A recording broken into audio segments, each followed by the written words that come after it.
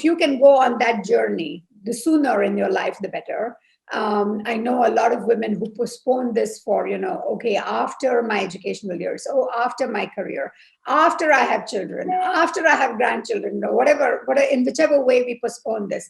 And I would say, just go on this journey of self-discovery and identifying what is it that you want. Hello and welcome to the Success with Savita podcast, where we share hot tips on how to do life and business without losing your mind. I'm your host, Savita Nanjappa, entrepreneur, high-achieving 9-to-5er turned transformational success coach, helping you create a wildly successful business. Come hang out with me and other fabulous humans like you every week for stories and chats packed with a healthy dose of tips, resources, how-tos, and real talk. Side effects may include a happier and more confident you with each passing day. Hi, and welcome to the Women Making an Impact series. With me today is my guest, Shivangi Walke. I hope I've got your surname right. I have a little backstory to my conversation with my guest today. And that is, even before I came into starting my own business and getting into the coaching journey, I was inspired by the work that she's doing by creating the mentoring platform outside of your organization. And I was like, how do I get onto this? How do I, either get mentoring for myself or become a mentor? Maybe I have something to contribute. And that's why after following my guest for so long, maybe chasing her a little bit, today we sit down to have this conversation and she joins me all the way from Switzerland. Thank you so much for making the time and for your generosity in giving me this much time to have this conversation today, and welcome. Thank you so much, Savita. It's a real delight to be able to speak to you, and we've spoken a little bit about your own journey. I'm usually not actually trying to not speak with you or something, just that this year has started, very busy, and I'm just trying to, pace myself, let's say. So that has taken you some chasing to get hold of, and thank you for your patience. But just thank you for being here. I'm honored. And with that, I want to actually get into your journey. So let's start with share with us your journey so far. And then, of course, finally, we'll come to what led you to start Thrive with Mentoring. So I'm of Indian origin. I'm a biomedical engineer. I have lived now in Switzerland for 20 years. TISS batch of 99 for those of you who follow those schooling terms. I have done most of my work in Switzerland in regional and global roles in the area of talent management and leadership development. So I've worked for 4 large corporates, and I had the privilege to actually be in these conversations around what helps somebody develop their potential and how do you actually succeed, how do you get promoted. I have also had the privilege to install formal mentoring programs in multiple organizations. And around 6 or 7 years back, I started my own journey. I stepped out of corporate. I set up my own leadership development and executive coaching practice. And 3 years back, I guess everything emerges, right? So it was not a brand new idea, but I think the timing was just correct for me around 3 years back when I decided to found Thrive with Mentoring. This is a platform that brings together senior mentors with around 15, 20 years of work experience with younger mentees, 10, 12 years of work experience in a mentoring relationship. And I brought actually my expertise from having run these programs inside organizations to an external market. And I really believe it was an idea whose time had come. So yeah, it has proliferated in the meanwhile. We have lots of cities, 5 cities in India where we run this program. Of course, 4 cities in Switzerland, and we are in a few other countries and cities, soon going to the US. So it's been like an amazing journey. And what I'm most proud about is that Thrive is a nonprofit. And to date, we have influenced and worked and engaged with around 100 volunteers. So it's a real pleasure to be working with all these women who are so radically generous and who are really giving themselves, their time, their energy, their skill set to develop other women. So yeah, and the journey continues. In terms of my own career, I definitely believe that Thrive was and remains my passion project. In my leadership work, I mainly work with senior corporate leaders, mainly with helping them to bring about their teams and aligning their teams to this new hybrid reality that we are working with. I do a couple of things. One of them is something called impactful virtual leadership. So I'm really helping leaders to remain impactful in the virtual space, because I know that for a lot of leaders, it's been very challenging to make that transition. And I also bring some award-winning trainings such as Crucial Conversations and Influencer, etc., which are mainly my clientele is in Switzerland for that. So that's my day job, and Thrive is my passion project. Yeah. Thank you for sharing that. What made you start Thrive with mentoring? Because why I ask you is mentoring, like we were talking just before we got on the conversation, what does mentoring mean to you? Like, how do you define it? Because all of us have a different definition for mentoring. And was there like a catalyst to starting this? Or so what's the why behind mentoring and Thrive with mentoring? Thanks for that question. And sometimes all these helping professions, when you are in that helping profession, it's very clear in your mind, what is mentoring, what is coaching, what is counseling, what is therapy. For me, mentoring is an equal relationship with somebody who has the work experience and who has the life experience that can help you develop, right? And a lot of mentoring relationships tend to be over longer periods of time.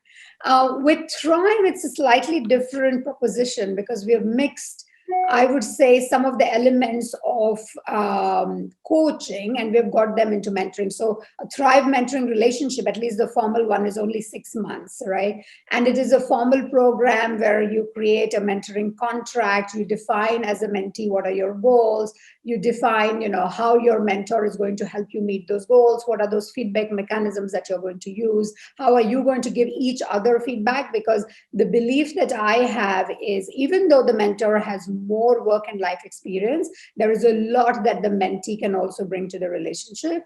And that has been now confirmed by hundreds and hundreds of mentors. We have catalyzed more than 1,000 one-to-one relationships in 7 different countries, in 30 different cities in the last 3 years. And that really makes me quite confident today to say that growth is on both sides. The nature of growth is different. In a mentoring relationship.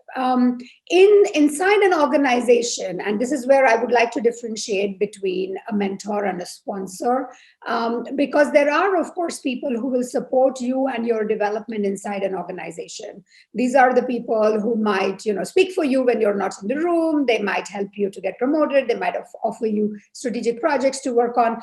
I think those are sponsors in an organization. Personally, my experience is having a mentor inside your organization is a bit more challenging, because for mentoring, I believe that the foundation is vulnerability. You should really feel this psychological safety to be able to share with your mentor whatever your challenges are. And by the nature of the relationship, if the mentor is a senior leader in your organization, more often than not, people are not very comfortable, right? They try to put their best foot forward. And of course, there can be some feedback conversations, etc., but it does not become a deeper transformational relationship. So I believe, and I think that's what we have been doing with Thrive, that we actually get you a mentor who's a senior leader, but who is not inside your organization. They're outside your organization, right? Now, how would I separate mentoring and coaching? I think it's not necessary to, really be, study psychology and get certified in various ways in which you will be handling a relationship, which I think is quite important if you're a coach, that you're able to work at that deeper level, right?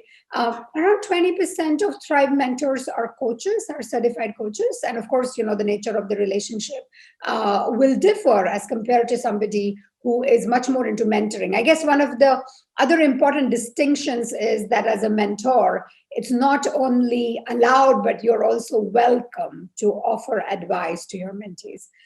in a pure coaching relationship, I would stay away from offering advice. I would much more solicit the responses from, help the coachee to arrive at their own answers, right? Now, coaching skills can be used in mentoring, but as I said, mentoring would be about also offering your counsel and advice, inspiring, being a role model, teaching, sharing your network. It's a very broad,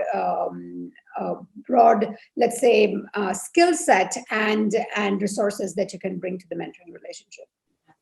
I love what you said, and especially the last thing that you said, sharing your network resonates, because I feel like a lot of mentors may not even know that that's also something that you enable in a mentoring relationship. So that brings me actually to my next question. Do women seek mentoring easily? And if not, what are some of the challenges they have around going out there and finding mentors, whether inside or outside? Yeah, it's quite fascinating, right? Because now we have data points of thousands of women and what happens with mentoring. Um, the typical Thrive mentee is, somebody who has young children and somebody who's quite involved both in their corporate life, trying to climb the corporate ladder, and also, trying to balance their home life. And we have found out that these mentees, they tend to deprioritize, their own development. They postpone it. They think that this is not the most important thing for them at the moment because they're already handling so much. And the mentors, on the other hand, for them it has been very, very obvious why they should be mentoring and why more women need mentoring. So, funkily enough, every time we enter a new country or a new city, we always get more mentors signing up than mentees in the beginning, And so there is a whole aspect of education, awareness, and, I think it's really like a mindset shift, thinking that getting mentoring is a way for you to grow. Because as you said rightly, mentoring is also about networks and creating your social capital. It is also about working with your personal brand. There are just so many aspects that mentoring can can benefit you from. And still, I think a lot of the younger women that we encounter, they do not exactly understand the value of that, right? Because it doesn't usually, mentoring does not pay off in a very quick way. It's just like networking. It will pay off in some other way. It doesn't happen that A does something to B and B does something to A, right? It goes in a very roundabout way. A for B, B for C, C for D, and then maybe E does something for A. And over the time frame also, the time frame can change too. So it's really a matter of evolving and understanding how these pieces fit together, how they work together. I don't think that women do not necessarily seek mentoring. I feel that they just under prioritize it, and they do it if and when they are able to. They have done everything else.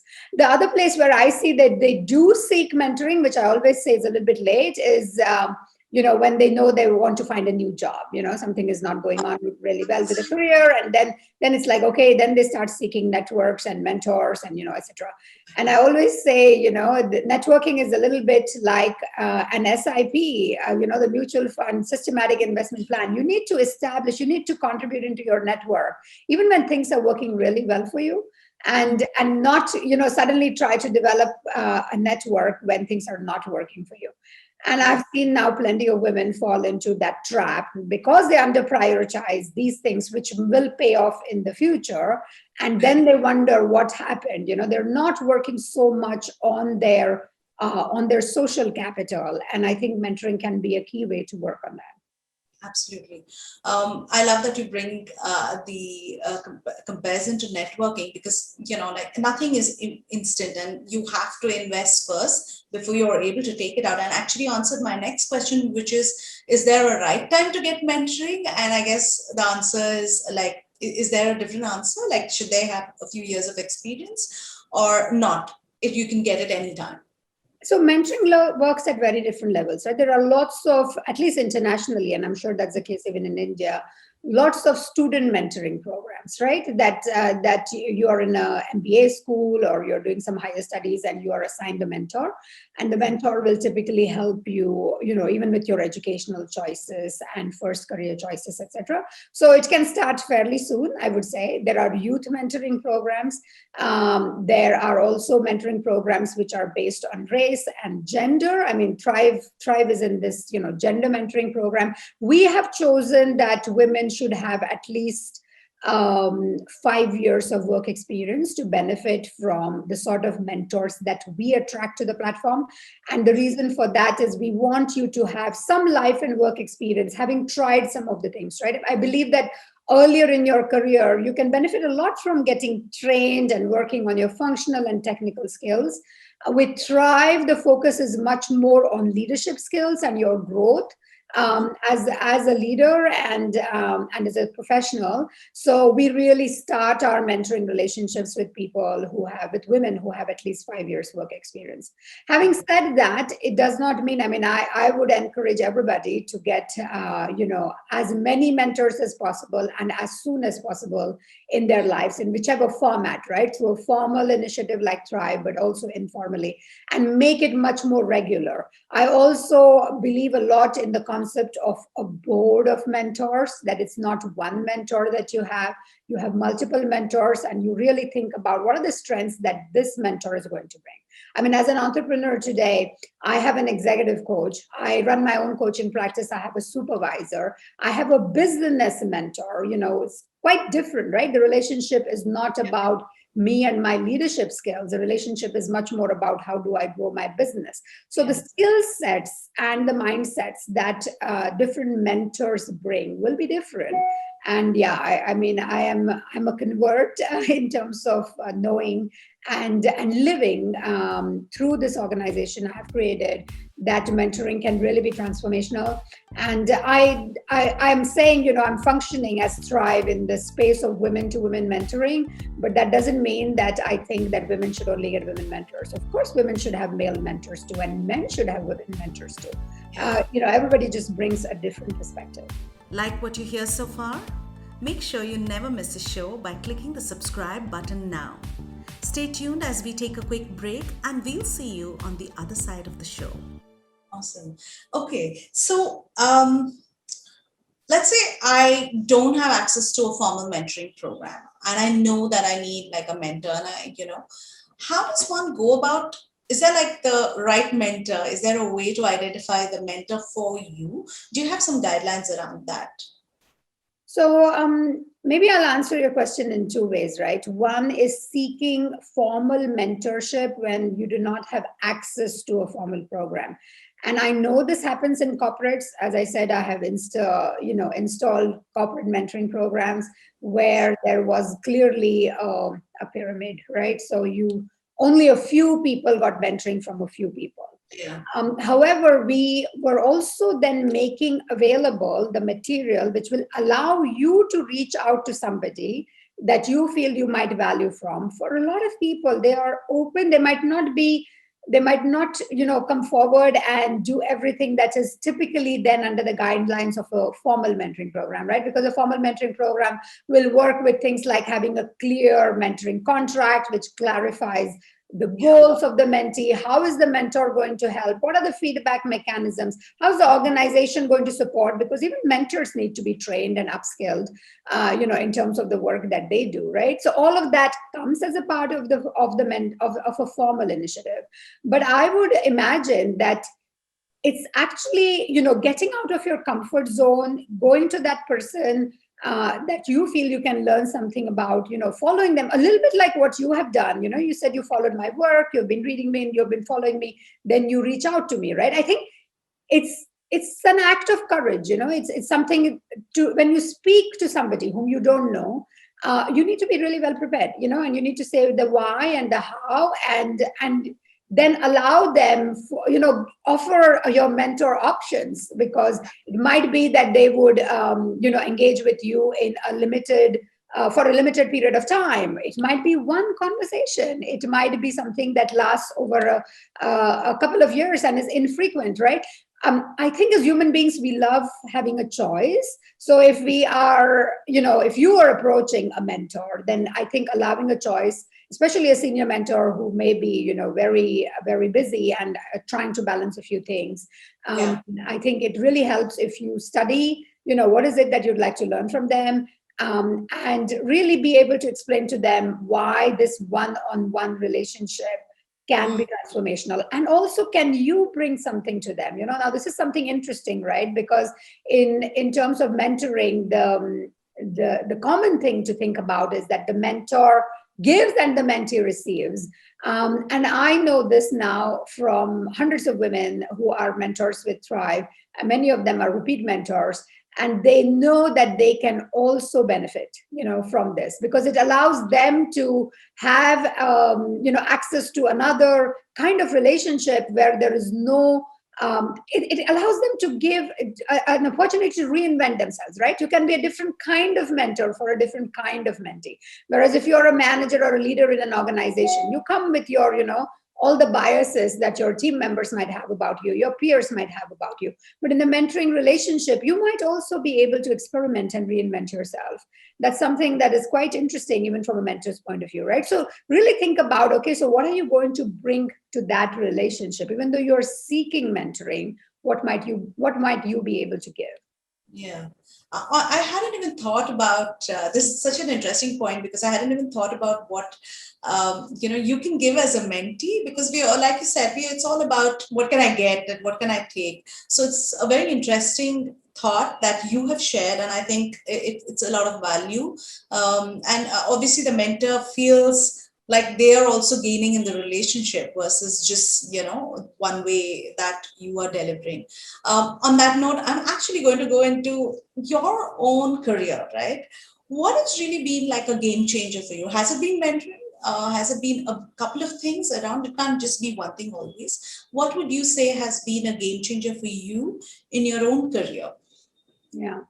Well, for me, I think I have been fortunate and privileged in terms of being blissfully unaware about systemic biases, which is quite interesting, because of course, as an Indian woman working in a primarily white male dominated leadership organizations, I'm sure I've been at the receiving end of a lot of conscious and unconscious biases.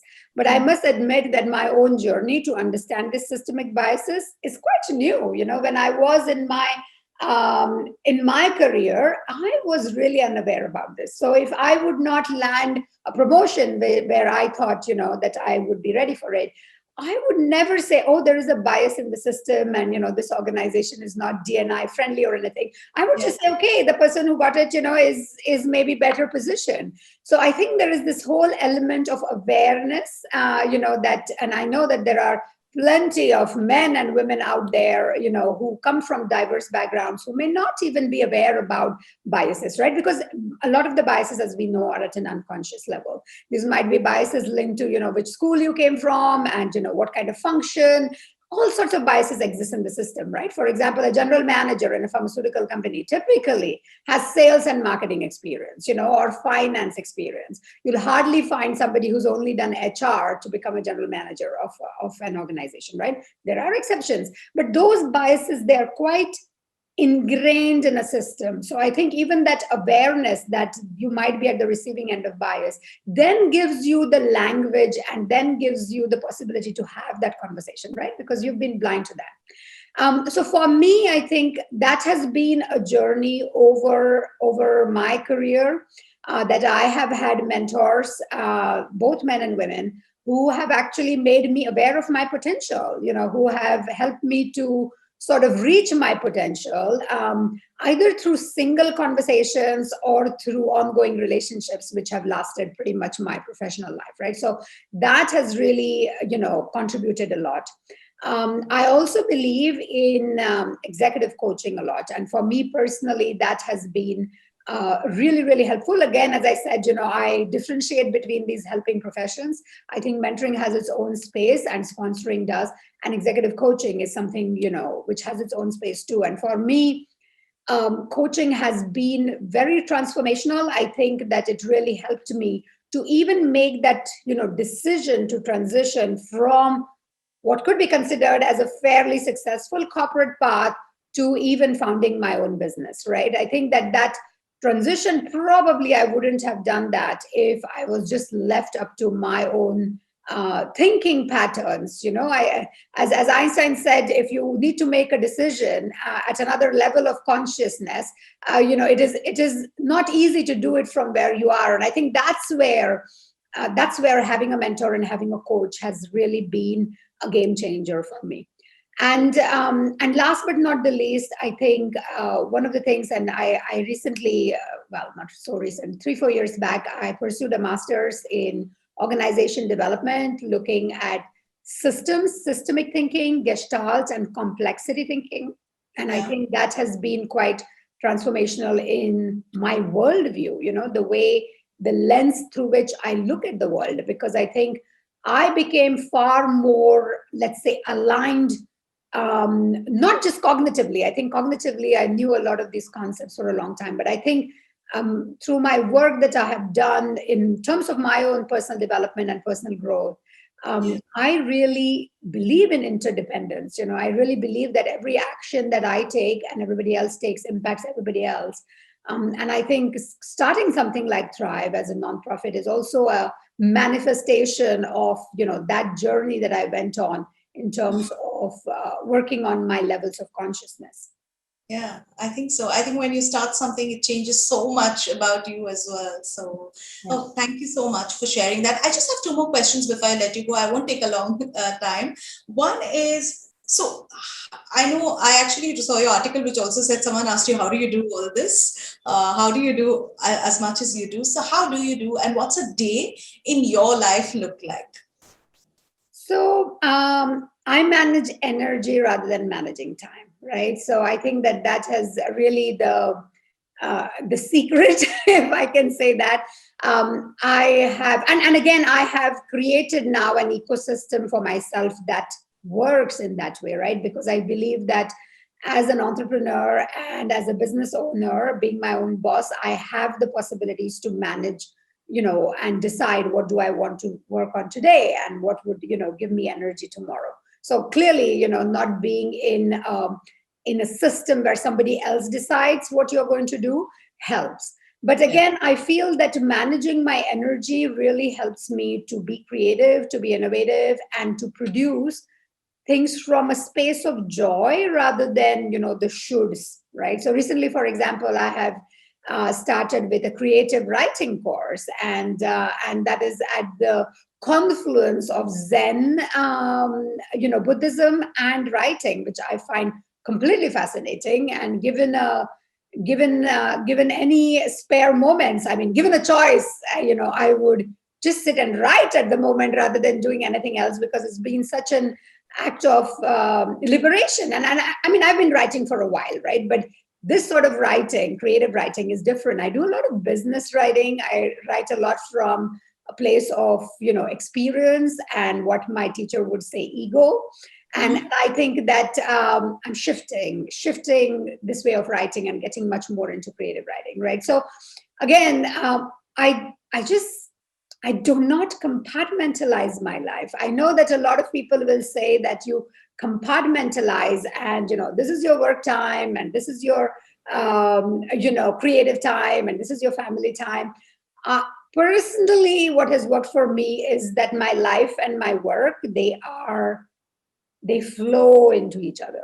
And maybe that's just because of the nature of my work. I'm not producing widgets in a factory. So I know that the nature of that work is different. And but because I'm in the leadership space, I think that everything that I do, is interconnected. So even when I do a creative writing course, it is about, becoming a better leader and helping others becoming a better leader. And, how can I take from what am I learning with the space around ego and how writing does writing, to how as a leader, you are a servant leader, and you are, to be the best leader, you need to be the best follower. So in my mind, everything is interconnected and interdependent, and probably that's why it looks as if I'm doing many different things, but actually I'm doing the same thing. It just manifests itself in many different ways. Absolutely, absolutely. I'm really liking the fact that you're doing this creative writing. It's giving me ideas, taking notes. And finally, before I let you go, what's your advice to women? Most of my audience, 80% of my audience, both on the podcast, on any of my social platforms, are women. What is your advice to women? And I ask this from the mentoring, the leadership kind of from that area. What is your advice to the women out here from your experience, life experience? Right, right. I'm not sure if I'm in the position to advise a multitude of women. All I can do is to really share my experience. And my experience is that it's very important to understand what is it that gives me joy, what is it that gives me a sense of meaning and a sense of purpose, right? And it's very challenging sometimes for women to differentiate between what is it that I want to do and that gives me joy as compared to what do my children, what does my husband, what do my parents, what do my friends, what does my boss want to do? Because there's so much noise in the system that we live in, right? There's so much noise of expectations and what good looks like and who is successful and how do we measure success. It's just so noisy, the environment, right? So I think my only advice would be try to find ways in which you can identify what is it that gives you joy, helps you to grow, helps you to feel really satisfied, and it doesn't need to be what everybody else's definition and answer for that is, right? And on that, if you can go on that journey, the sooner in your life the better. I know a lot of women who postpone this for, okay, after my educational years, after my career, after I have children, after I have grandchildren, whatever, in whichever way we postpone this. And I would say, just go on this journey of self-discovery and identifying what is it that you want in whichever, with whatever tools and resources you have, mentoring being one of them, coaching, leadership development, having conversations, open conversations with friends, the strength of community, right? I'm a part of various women groups and communities where women openly share around, what are their challenges? What is it that is bothering them? And it's fascinating then when you hear that from another woman and you're like, wow, I thought I was the only one who thought like that, right? But when women openly share their dilemmas and share their stories, I think that can be also super useful, right? For you to identify, okay, is this something for me? And am I also caught in the same rut? So yeah, a journey of self-discovery, sooner the better, is what I would encourage every woman to do. So beautifully articulated. I can listen to you for a long time now, but I know that I would be eating into your time. So thank you so very much for sharing everything you have. I think personally also, I have so many takeaways from this conversation, and I look forward to following you on your journey, staying connected, and all the very best to you, Shivangi. I hope we're going to have many more countries thrive with mentoring is all over the globe, and all the best to you. And thank you so much for your time again. Thank you for listening to the podcast. If you like this episode and you want more, you can go to the show notes on my website, which is successwithsavita.com/podcast. If you like what you've heard so far, I would be grateful to you if you could leave me a 5-star review, subscribe to this podcast, and share with a friend who may find this useful. You can also follow me on my Instagram @successwithsavita and DM me any questions you may have, and I will be happy to answer them for you. Until the next episode, believe in yourself and all the best to your success.